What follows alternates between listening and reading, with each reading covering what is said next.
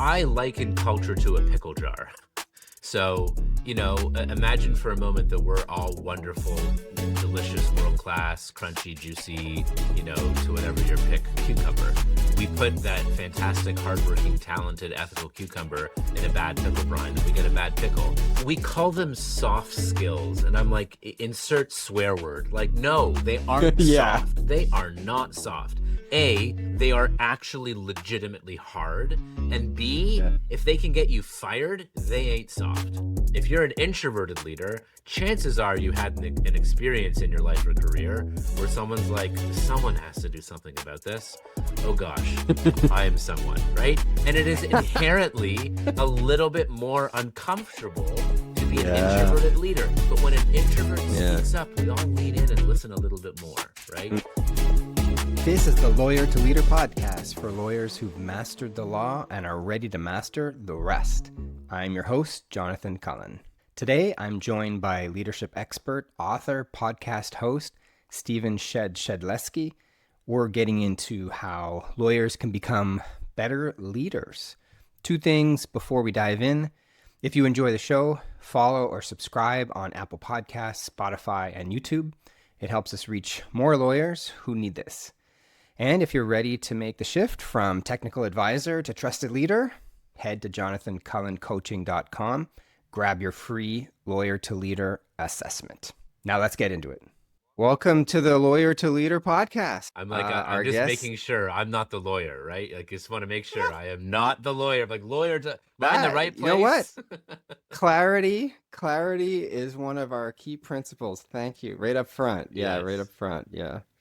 Our guest today, Simon Sinek Inc, sought after speaker, coach, advisor who spent his career helping leaders build cultures that people actually want to work in. I love that.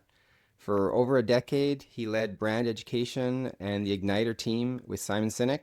Today, he's the author of a hit book, Speak Up Culture. Definitely want to talk about that, where he teaches organizations how to bridge the gap between staying silent and sharing ideas that lead to real progress. And you can also find him on Substack at Shed Inspires and his newly launched podcast, Shed Some Light, which I really enjoyed the first episode. Thank you for doing that, and would love to talk about that. So welcome, Shed. Thank you so much. It's a delight to see you again and delight to be with your legal and not so legal guests. That's right. Yeah. And I mean, to me, and we'll get into it, but one of the principles I have for lawyers is that we spend too much time with each other. Like half the people I know, I mean, it's not a terrible thing, but like a lot of lawyers marry each other, or in law school together, they're in law firms together. You spend so much time with other lawyers and, the diversity of thought that sometimes is missing. So for me, a lot of the people I'd love to have on this podcast and speak to, definitely some lawyers to sort of get their experience. But tons of people who are coming from completely different places. So thanks for joining us. My pleasure. Delight to be with you. Yeah. And we were just talking, offline about how we met a few years ago in the thick of COVID. And I think what brought us together is our mutual interest in sort of the leadership concepts. And you've advanced that significantly since then. I've followed your path and I was very interested. So I thought it was definitely a good fit for my listeners and hopefully the people that are going to learn from you.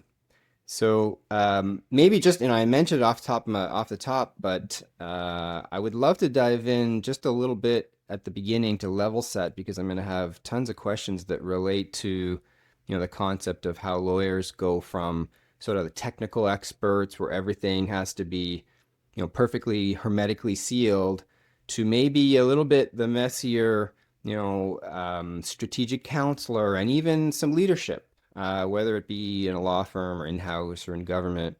So I'd like to dive in a little bit to the speak up culture concept. So maybe you can level set us with that. What is that, and what's the impact of that? Yeah. So I became fascinated with this thing called speak up culture. The first sort of interest into it is the fact that I grew up with a stutter, and so I know what it feels like to be voiceless. I married a speech therapist, which is a good choice for me, more so for my kids and nieces and nephews. I've figured out my stuff and jokes on me. I speak for a living now. but I intimately understood what it meant to be voiceless. And then later in my life and career, I was then part of an organization where I thought we had a speak up culture until I sort of said the wrong thing to the wrong person at the wrong time, was unaware that though I truly felt that I was doing sort of the high integrity, right thing for the team thing. I stepped on a political landmine and I sort of became Mm, private enemy number one. mm, And like a herd of gazelle, what they do is they push the sick, the old, and the diseased to the outside of the pack. Why? It's right. Which pretty one were good for you? exactly. So it was good for natural selection. Like Yeah, lion yeah. gets the sick one, but the young, strong one is still fine. So that sort of shook me where I thought I was part of a speak up culture, but then I Mm, realized that a few things. I mean, the fear of speaking up is a universal feeling. We know that the old Jerry Seinfeld, what's the number one fear in North America? Public speaking. Number two is death. So you'd rather be in the casket than giving the eulogy, which makes no sense. Um, and then I became fascinated in how do the behaviors of people, particularly leaders, either by like capital L or lowercase l. Like capital case L, you have the formal title, doesn't necessarily mean you have the behavior, but hopefully you do. Lowercase l leaders, you have influence. You don't have the title, but you behave as a leader does, and folks follow. That's the only true test of leadership is anyone following? And the behaviors of leaders, because there's more influence, you have a disproportionate impact on the productivity, health, and well being of culture performance results. And so, yeah, a speak up culture is an environment in which it both feels psychologically safe and that it's worth it to make the choice and sometimes the risk to use our voice to share what we see, feel, and know, to share ideas or feedback, concerns, mistakes, disagreements, all the things. And we do it don't just to be noisy, we do it so that we can actually make progress and make the firm organization team more successful. yeah, there's so much to unpack there. And I mean, one of the reasons I wanted to speak with you is I think lawyers, depending on where they are, but there's different degrees of sort of that, herd of gazelle. And take like law firms, for example, you begin like quite at the bottom of a very large totem pole. And it's a bit of a paradox because I think they value courage, they value people with innovation, yet within certain parameters, and to go beyond that, and you don't quite know where that line is. And, one of the lines that stuck out for me, when I was reading your material was the silence is the sound of a culture dying. I mean, that really struck a chord with me. Then like the flip side of that is like, why is that culture dying important? Like to talk about that a little bit, like at a whether it's an organization or law firm doesn't matter, but how does that happen? What does that mean to you? Well, I liken culture to a pickle jar. So, imagine for a moment that we're all wonderful, delicious, world class, crunchy, juicy, to whatever your pick cucumber. We put that fantastic, hardworking, talented, ethical cucumber in a bad pickle brine and we get a bad pickle. We can't blame the Mm, cucumber alone. We are always a mm, subject to the environment that we're mm. in. This is the impact, and quite frankly, the business case of culture, because culture is either generative and additive or it's deleterious. But as well, if we're part of a big organization or a big firm, culture is far more local than it is macro. So like we could Yes. we could be working for a firm or an organization that from the outside in has a top-notch, award-winning culture, but you could work on a team or for a leader that's just not right for you, Mm, right? Might be mm, toxic, may just be not a right fit, whatever it might be. On the contrast, we could work for an organization that has an awful reputation, but be part of a high trust, high performing team. Like we spend 40% of our time with five people. That's why we say we are the average of the five people we spend the most time with. It's because it's true. And we spend mm, 60% of our time with 15 people. And and so we don't, like I don't change organizations. I help shift the behaviors of the people inside those mm, organizations, and then mm. they change the organization. And it's so much the truth with culture as well. It's more local than it is macro. Hmm. And it is relational. It is in interactiveness on a day-to-day basis. But yeah, Hmm. culture is that pickle jar. Culture is that brine. Hmm. Yeah, and the small number of people surrounding you really speaks to me. I know when I was sort of like going through the ranks as a young lawyer, you tend to be matched up with one or two or three people who are going to be you're going to work most closely with, and like heaven forbid that it doesn't go well, because there isn't a lot beyond that, and even like five concentric circles later might be a client, and when you're a young attorney, one of the challenges that you're not exposed necessarily, depending if you're in a smaller or larger organization, to the end product, the end result, the end relationship. And you are then sort of trying to gauge an intermediate relationship with the people around you to influence a more distant one.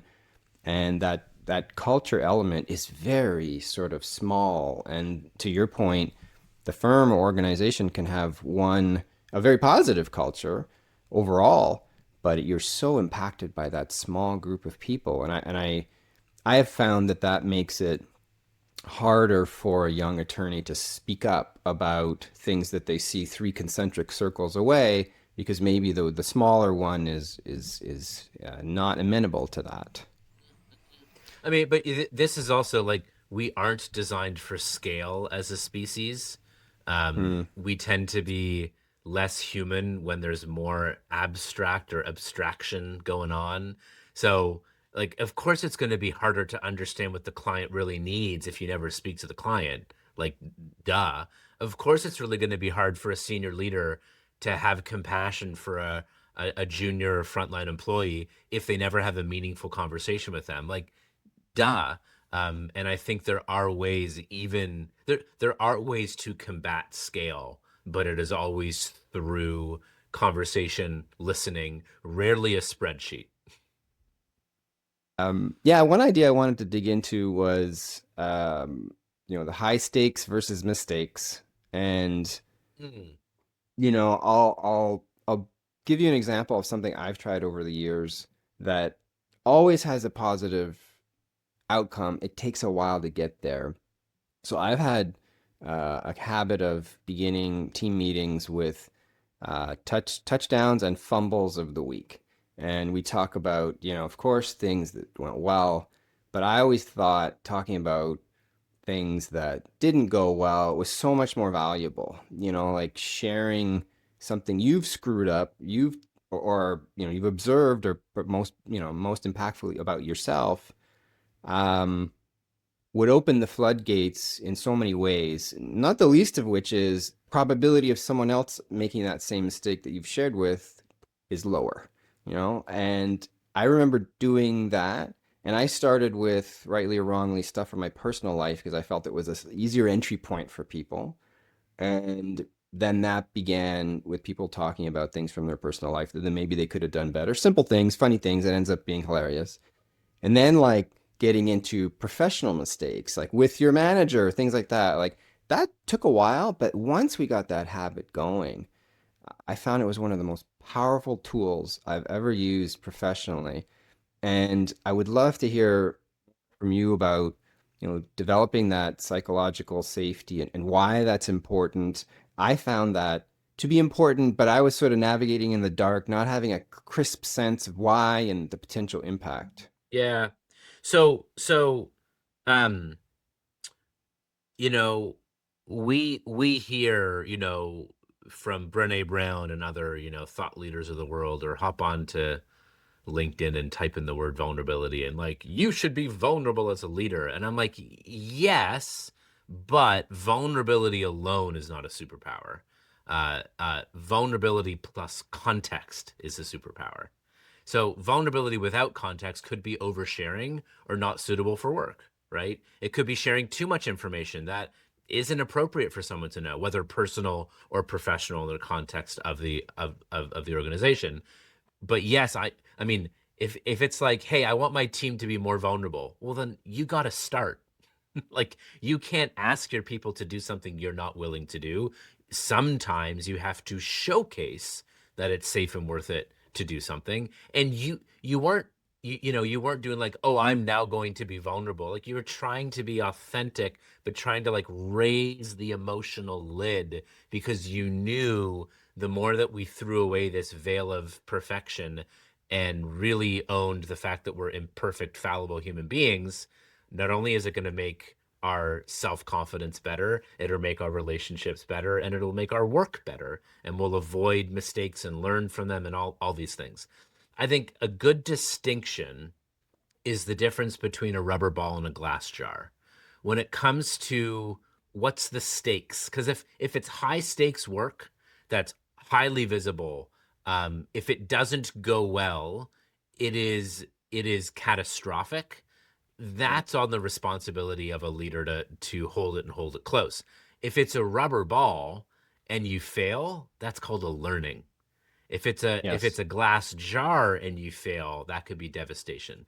So I think another piece Mm. of this context is what's at stake, and how can we practice and get reps where it's a rubber ball, even if to a more junior or less confident or less naturally vulnerable person, it feels like high stakes, but it isn't. How, Yes, how can you nudge, nudge, that's nudge, right. nudge, nudge so that by the time it is high stakes, every single high performing, high trust team has vulnerability. But the business case of vulnerability is to wear our strengths and our limitations on our sleeves. It's the value of that relationship as the foundation of accomplishment. If I know your strengths and your limitations and what's going to trigger you and when you're at your best and at your genius, and you know mine too, we can figure out who should step up, who should step back, what are our energy and reserves and capacities and competencies. That's the business case of vulnerability. Its relationship with self and each other is the foundation of what we can accomplish. Yeah, and the rubber ball and glass, I call the kind of mistakes I want to hear about, discuss, share, learning sized mistakes, not sort of like organizational ending mistakes. Yeah, and to me, one of the other pieces I really enjoyed from your material is, the we don't lack for ideas, we lack for the safety to share them. That stuck with me as well. And that really resonated with me in the legal profession, where the vast majority of people I run into in the profession, they've jumped over so many hurdles to get there. They're generally very smart people, not lacking for ideas. Yet the percentage that I see come out and be discussed is a lot lower than what I would expect from this population. And I wonder, we certainly are not taught some of the concepts you've discussed about how to create an environment to get the best out of these smart people. And to me, it's interesting, like in the legal profession, the continuing legal education continues until you, I guess, bow out of the profession, where depending on where you live, you've got to put a certain number of hours. And I'm sure it's the same for a lot of professions. And I never see, like, of course, I've got to learn about legal development so I remain a competent lawyer, but I never see the things that I think now at certain stage, once you've passed the technical sort of excellence early in the career, that's, you pass that, you will continue to learn that on your own. I don't need to tell you how to do that. But the skills that actually create, an environment for ideas to flourish and come out, I don't see those being taught. I doubt that that's, unique to the legal profession. But why is there, do you have a sense of like, why is there not an organizational focus on those kind of skills? Where's the gap there? Like, we call them soft skills, and I'm like, insert swear word. Like, no, they aren't Yeah. soft. They are not soft. They are actually legitimately hard. And B, Yeah. if they can get you fired, they ain't soft, right? But yet they are not as tangible. They're not as technical. They're not as seemingly like related to the work, but they are the container, right? Like, and I love what you said, Jonathan, around it's not that we lack for ideas, it's we lack for the space, the culture, the context. Yes, it is safety, it's psychological safety, but it's also the curiosity and the space, like the consciousness, the not being pinged by the next meeting or the going to get our kids from soccer practice or the it's Mm. yes safety, but it's also curiosity and space as well. But I think because they are harder to measure, can certainly be felt, but it's not as hard and technical as some of the other skills that we can tangibly measure, see, talk about, do. But they're the ones that make us better parents and make us better friends and make us better Yes. siblings and children, and professionals and citizens. So, I've fortunately had a chance to do a lot of work with many professional services firms, law firms, and law departments as well. And I love seeing the ones that get it, that Yeah. understand that it's not just about the work; it's around the behavior that allows us. It's in the how we get the work done, not just what the work is. Mhm.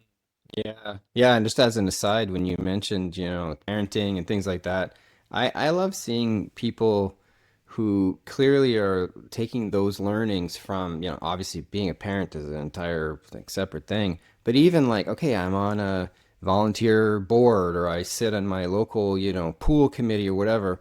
There's so many learning opportunities. I have people ask me like, okay, what should I do for the next step of the development? And they kind of view it as like, okay, I have my job, I have, of course, my life, and then I have my growth, and it's separate. And what group can I sit in, and what task can I do? And I always start with like, find the little elements in what you are already doing every day. So then you have to first of all add any hours to it. You don't have to add a project in everything you're doing. Okay, it took 30 minutes to do this task. Take 5 at the end to sort of like think about what did I learn from that, and could I do better. And the parenting piece, like, so much I've learned. I'm happy to say it, as being a good client oriented lawyer, comes from like, how do I manage children? And it's not derogatory in terms of like clients, but more, all sorts of aspects to it.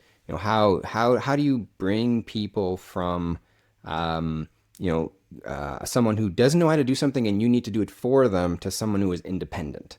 Yep. And part of my job, as a lawyer, I always viewed it when I was an in-house lawyer in a company is, can I advise myself out of a job? Meaning, if I can make my clients better consumers of legal advice, they eventually can up their risk tolerance and do things, on their own. So as an aside, I love the concept of like bringing elements from the rest of your life completely untapped by Yeah. most people. So Well, but like there's really not much of, like, first and foremost, work is not family unless it's legitimately a family business, right? yeah, yeah. Work should be a community or a team. What is a team? A team is a group of two or more people working together toward mutual goals, right? What's a community? A group of people who agree to grow together. Sign me up for Mm. the workplace that's team and community, not we're like a family here. Like, no, no, no, no, no. And it's one thing if your team members say it feels like family. Well, that's good, but I don't think any leader should say, we're a family here. It doesn't set the right container or condition. But I don't think there's any better analogy or comparison as to what it means to be an effective leader as to what it means to be an effective parent. And like we know ineffective parenting is helicopter parenting, where like you take away all pain, you like Yeah, no hardship, like when you do it all for your kid, that's micromanaging and you're yeah. depriving them of the growth required to become a self-sufficient, contributing to the people around them in society adult.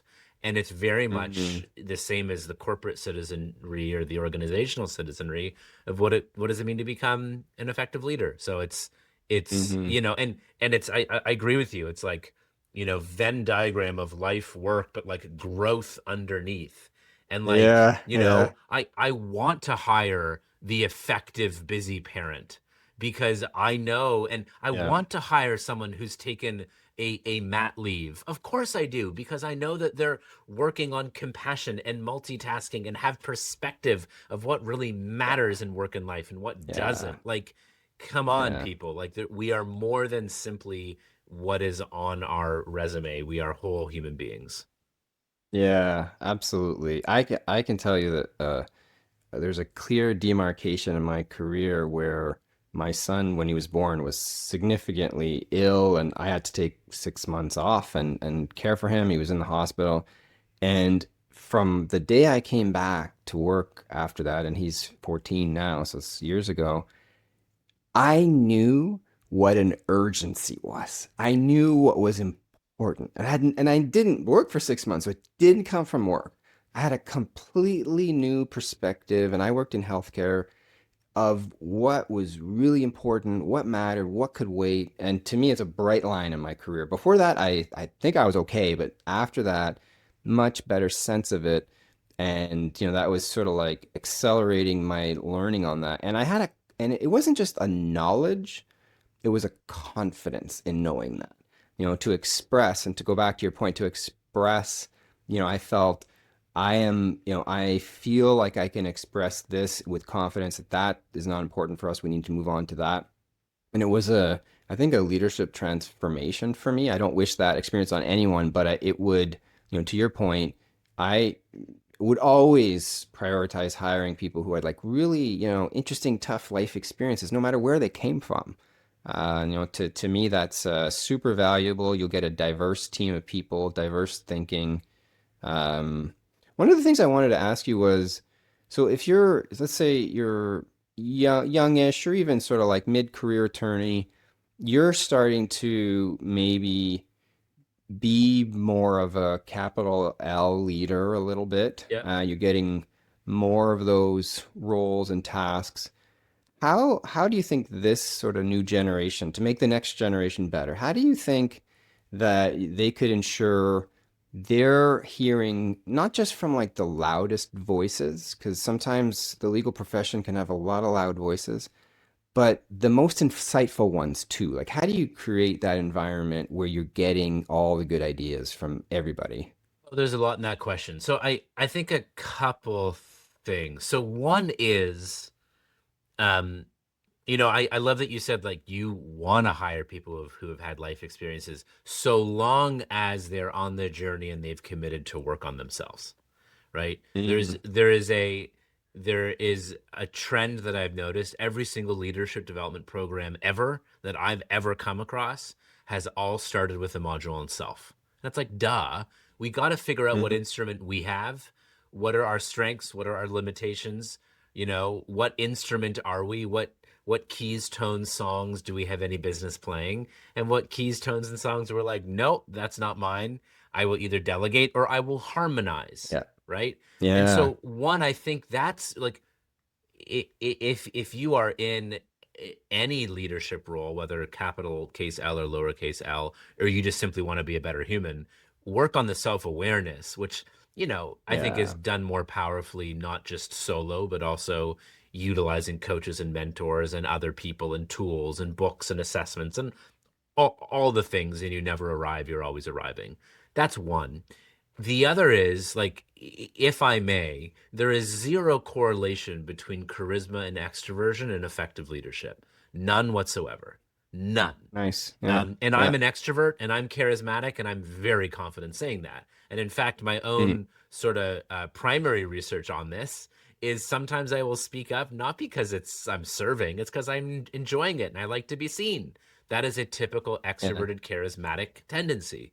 But if Yeah. you gave me a choice to follow an extroverted leader or an introverted leader, I would rather follow an introverted leader, because oftentimes extroverted leaders want to be in the position for the status, for the opportunity Mhm. to be the loudest room and Mhm. get away with it. If you're an introverted leader, chances are you had an experience in your life or career where someone's like, someone has to do something about this. Oh gosh, I am someone, right? And it is inherently a little bit more uncomfortable to be an Yeah. introverted leader. But when an introvert Yeah. speaks up, we all lean in and listen a little bit more, right? Mm. And so, regardless of where you are on the introversion, extroversion, or charismatic scale, I think we all have the power to. How can we design and cultivate more inclusive cultures? How can we have pre-reads for meetings so that our introverts, analytical, and reserved folks are entering into the meeting with some thinking already done, right? As opposed to Yeah. relying upon them to think in the moment, which is an extroverted tendency, right? As an extrovert, I speak to think, which is why sometimes I don't say the smartest things. Hmm. But my introverted friends, typically when they speak up, it's well thought out, right? How do Yeah. we Yeah. design experiences where it's like, hey, team, like just pause for a moment. Uh, think if you've spoken a lot in this meeting. If you have, just zip it for a moment. I want to ask a question and I'd like to hear from people that we haven't heard from as much. Or we're going to continue this conversation tomorrow morning. And I'm going to say that I expect to hear from people we haven't heard from, unless and like, don't let them off the hook unless you have nothing to say. No, no, like bring it, bring it, bring it. And coach people on the side, help them work on raising that confidence so that they can contribute. So, yeah, uh, charisma does not mean competence. It just means charisma. And then how do we create spaces where we aren't just hearing from the same loud voices, but the true test of a speak up culture is we're hearing from a diverse set of voices.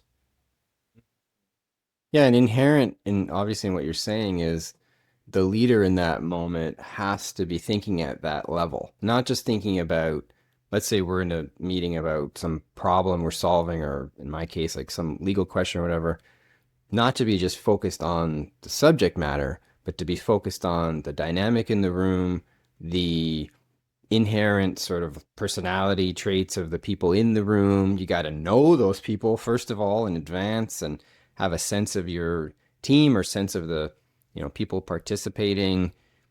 Those are all things that, just being good at your job and your task and the subject matter. I've seen that so often that, people who get put in leadership positions are good at that subject matter, and they advance, of course. But all of the skills you just mentioned, those are not just, and they tend to be even, downplayed, like we talked about, the quote unquote softer skills that, the leader has to have all of those things in mind at the same time. And how about the person who's not the leader of the meeting and they see it going askew a little bit? Is there any power there? Could they make a better discussion? Like if you're someone as a participant, or you're maybe, not the formal, or what can someone do in that situation? Before we continue, everything Shed and I are talking about today, the Lawyer to Leader assessment at jonathancullencoaching.com, was built exactly for this. 5 minutes in the show notes. Back to it. Yeah, so I mean, love that. I mean, you're pinpointing like leader as facilitator, not leader as the one in charge. Though you have the most Yeah. authority, it's leader sort of as facilitator. But we also don't prepare folks because we typically promote the highest performer and say, great, you're now in charge of the people who are worse off at the job you just had. And it's exceptionally frustrating, and and typically exceptionally ineffective. And you're also promoting a leader without giving them the requisite skills and tools, whether they're the hard skills or the human skills, to be effective at leading people and facilitating, right? Not just having the answers all the time. Um, so, um, so one, the question you asked around, can you be a lowercase L leader? Can you have influence in the room but not authority? I mean, my Hmm. my wife is actually quite good at this. So my wife is a really good listener, and she's introverted, but she's social, and she's a good talker. Like she knows how to sum things up. Like it's just part of her superhuman magic trick is you can be sitting in a meeting, she said nothing in the meeting, and then she sums up the meeting, and you're like, whoa, where did that come from? And she just continues to get this feedback over and over that like you didn't say anything, but then you just perfectly, so Mm. she is not in a formal leadership role. She's more, she's a little bit more than average tenured in her role now. And she was sitting in a department meeting and something was just going off the rails where a more senior leader was taking them down a path, and it didn't represent the experience of the people doing the work. And Hmm. frustration in the room built, and disconnection in the room built. And she just, may I? I'm hearing this. I'm hearing this, and I Yeah. wonder if, right? And it's Yeah. just like pressure release in the room. Yeah. You're a bridge builder, right? Yeah. It's tightrope tough work, but she does it really effectively. So any one of us, even if we're not the capital L leader, can attempt to diplomatically attempt to point out and be that facilitator or bridge, if the people or person who are chairing the meeting aren't able to do that in that moment. There's You're making me think as well, Jonathan, and I write this story in the book, but there are very few leaders that we can all agree pretty good leader, right? One of them, though, Nelson Mandela. Like, give me the argument that said Mandela, pretty ineffective leader. I'm like, no, no, like he was pretty good. Perfect human, no, but effective leader, come on, like look at the results. And so Mandela was interviewed later in his life. How did you learn to become such a great leader?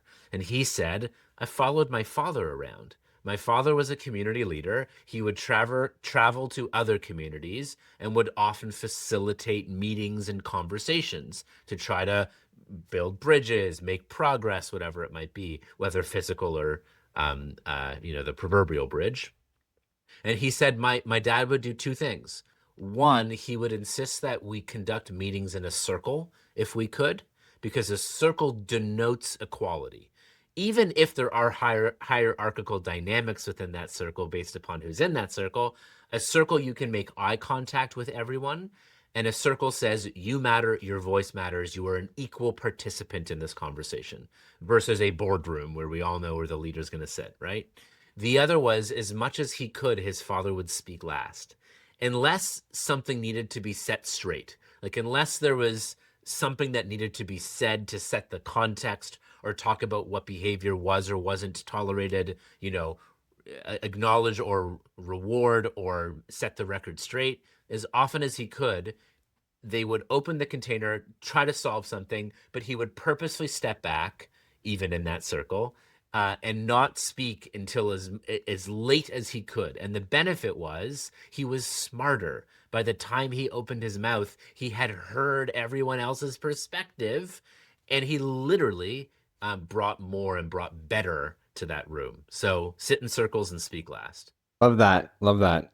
I remember a leader I admired very much would do that, speak last. And I also remembered that they demonstrated that they were listening by, they would take notes, not like they were, they had their head down and stuff, but a couple of notes, and then people would finish and they would say, I've got two comments and a question, like super organized and just to the heart of it. And it would be completely dot connecting, bringing stuff from the beginning to the end, raising new issues. But I love your point that had he done that at the beginning or even in the middle, he wouldn't have had the full picture and not been able to bring so much to the table. So I love that Yeah. circle and going last. And Amazing. and even things like, here's what I've heard, you know, and then pause. Did I get that right? What did I Yeah. miss? What am I overlooking, or Yeah. what would you edit, add, delete, right? Um, or who has something more to add that changes this? Those sort of little things as you go to make sure that you're tracking and hearing. Yeah. And that's such an important skill that I think lawyers can always get better at because we tend to like to make pronouncements and conclusions and bring everything together and sort of like, close the loop and here's Yes. where we are. Yeah. Oh, this is the case Um, of 76, McEwen versus, it's like, well, no, maybe it's a little different. Could be a little different. Yeah. Yeah, exactly. And I think a lot of lawyers are uncomfortable ending like a sequence of events with a question. Just like sort of we may not have all the facts today. We may not have the answer. I'm going to raise a question, powerful questions to sort of like draw out other potential pathways and not seeing everything as binary. Yep. Um, there is a spectrum where, I remember very early in my practice when I joined Pfizer as an organization, and one of my early meetings, and someone asked me a question, and I don't think I followed it perfectly, but I decided I'm going to give an answer anyways. And I remember the person looked at me and he said, "That's a lawyer's answer." And I was like, is that a compliment or But this, a good thing? And what he meant was I didn't answer the question, yeah. and I didn't end it with more productive questions. It was sort of like a statement that had no value. So, I think a lot of lawyers get trapped in that, where we can be too non-committal and too, it depends, not taking enough of a stance. That's one end of the spectrum. And then the other is just, closing the door too much with a pronouncement. Declarative. And Yeah. that's a habit that I think needs to be. There's a lot of habits from law school that like serve you for a period and are absolutely necessary, but must be unlearned, not necessarily completely, but like put to the back burner a little bit, put to a different place in your brain, because you're not going through life in a law school exam. You're going through life in with other people. I've been fortunate, to work at an organization that 99% of the people I sat next to were much smarter than me, like scientists and doctors and things. And most of the value I got was listening and to try to understand other people's perspectives. And that it takes a little bit of self-discipline when you're taught the opposite, to pronounce, Yep. so that what you were saying very much speaks to me. Well, the thing that you and I have in common, or that I have in common with a lawyer, is that I think pretty well all lawyers, even if you're in-house, you're client service, right? You are Yeah, serving either an external or an internal client. yeah. And same with me. I run a leadership development practice. Yes, I strive to have the type of team and culture that I would help a client with. But I'm constantly speaking with clients, understanding their needs. And something that I tell myself, and I even share with them, is while I might have some content expertise, I am not an expert Hmm. in your context. And that's my Yeah, job. And like people always ask me, "Oh, do you just give the same keynote over and over?" And I'm like, "No, I'm constantly learning about the client's context and then bringing whatever content I can to help land and resonate and be useful in their context." hmm. And so I think for a Hmm. lawyer to remind themselves, I am a content expert, and continuing to work on becoming a content expert.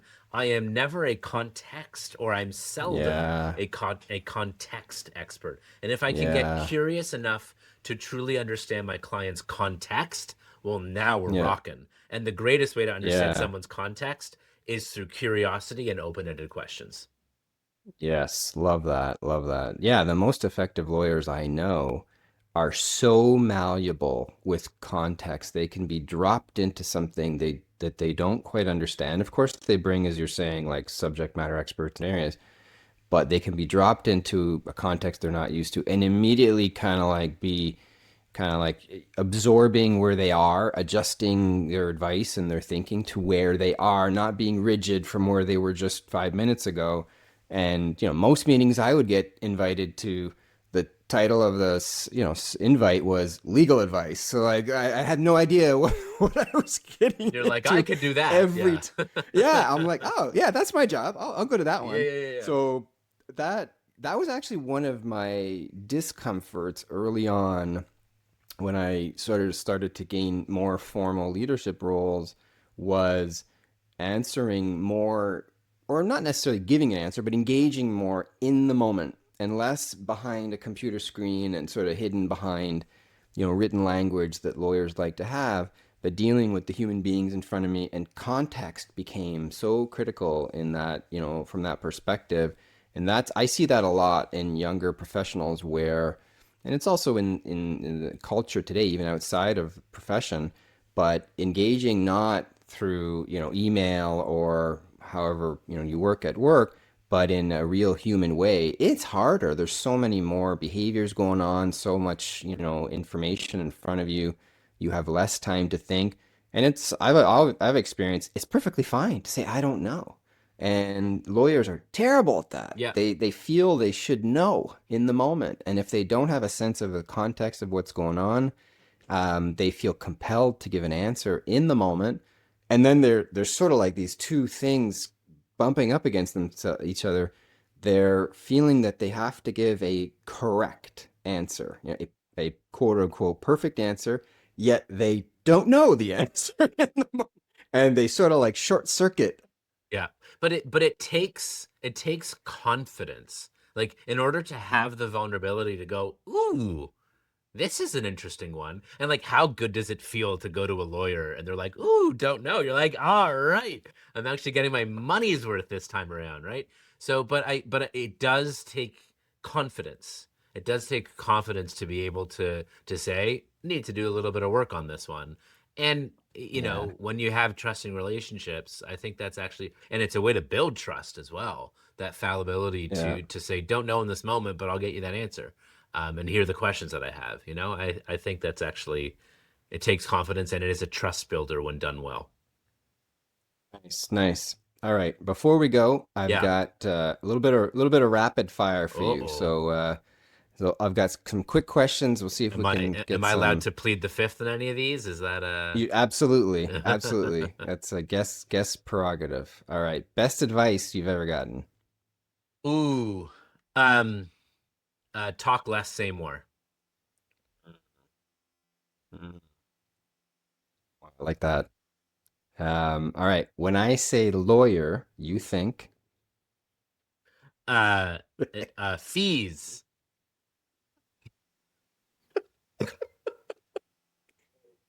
that is one aspect of it.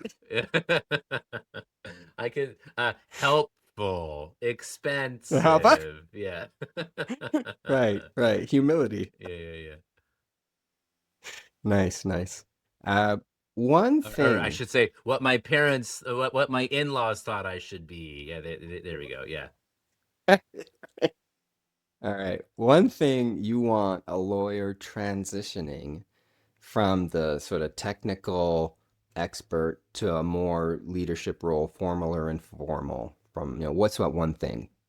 Curiosity is your friend. Curiosity is key. Yeah. Love that. Yeah. Intellectual curiosity, I think, is there's a line people cross over and you're either on one side or another. And I've seen so much come from that, where someone just is like, I gotta understand that. I want to know what's on the other side of that. And often the best ideas come from that, not stopping short, at answering the question. I like the idea of, and a lot of lawyers are out there to problem solve. You get a problem, and if you're problem solving as an attorney, and you do it well, you're going to do great. Yes. But I, realized at some point, if you solve a problem, the best you get is I restore yesterday. I restore the status quo. I don't get a fresh, new direction, a new idea. And I think the barrier is that intellectual curiosity. I've solved the problem, but I saw an opportunity in doing so. We should go for that opportunity as well. That to me is that's awesome. I love that. It's and it isn't curiosity alone, because curiosity alone can suffer your client utilization rate. It's curiosity, it's curiosity with decisiveness. It's the ability to ask the right questions, to know enough that the advice that you give is steeped in context. And I think it is both intellectual curiosity as well as human curiosity too. Nice. All right. I'm going to say thank you, Shed, for having spent time with us. Make sure to check out Shed's book, Speak Up Culture, and find him on Substack at Shed Inspires, and your new podcast, which I love, Shed Some Light. Thank you very much for joining us. Thank you for having me. An absolute delight to be with you. Being right got you this far. Being a leader will get you further. Follow the show, grab the free leadership assessment at jonathancullencoaching.com, and I'll see you next time.